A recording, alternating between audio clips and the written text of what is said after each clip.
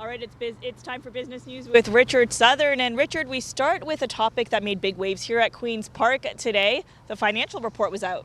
Yeah, we like the Financial Accountability Officer. He always makes big waves because this is like an independent office and they sort of look at what the government's spending, or in this case, maybe not spending, Tina. So came out with this expenditures report and it revealed that the government is in a surplus. We know that. And he says the FAO is going to be in a surplus for a while, the government. But the big takeaway for me was the money the Ford government has squirreled away for a rainy day, Tina.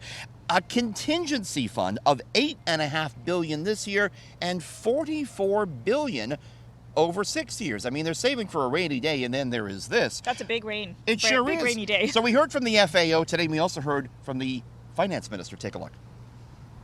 We haven't seen this size of a contingency fund before. Typically, contingency funds run around $1 billion a year, not 8, right? So this is extraordinary. You have parents last night waiting 10 hours and sick kids. The critics would say, why don't you spend some of that contingency fund on the healthcare system now? We are. And these are very uncertain times, and that's why it's always the prudent thing to do, to make sure that we've got contingencies in place so that we can face any challenge that we may have.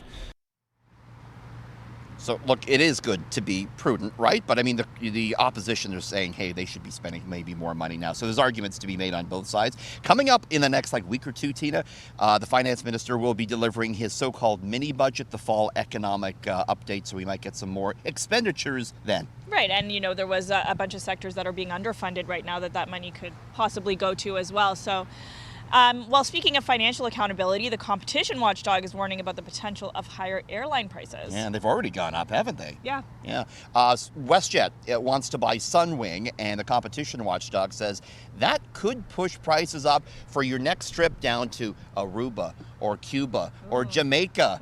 Starting to sound good now that the weather's getting cool, right? Nice and toasty here. Yeah. They're warning about those flights going up in price because simply there will be less competition if WestJet buys Sunwing and folds it into WestJet Vacations, which is kind of what they're talking about doing.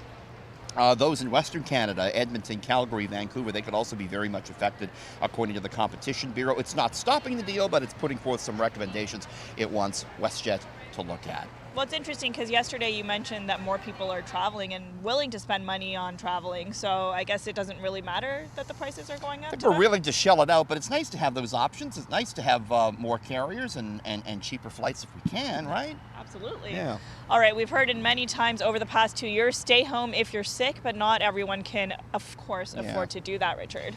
62% of people surveyed in a new poll said they're still going to work when they're sick, but it's not that they want to get their coworkers sick. It's because they can't afford it. I mean, not everyone has the paid sick days. I mean, who doesn't want to take a sick day and stay home, right? 100%, right? A lot of people just are not in the position to do that. Yeah. 67% of those polled said inflation has made them less likely to take an unpaid sick day because everything's costing more, right? 2 in 3 people say they avoid calling in sick to work out of fear for being reprimanded by their boss or their employer. This is a really unfortunate situation. Here at Queen's Park, the government's offering 3 paid sick days, but that's just for the full year. It mightn't be enough if you come down with something like COVID.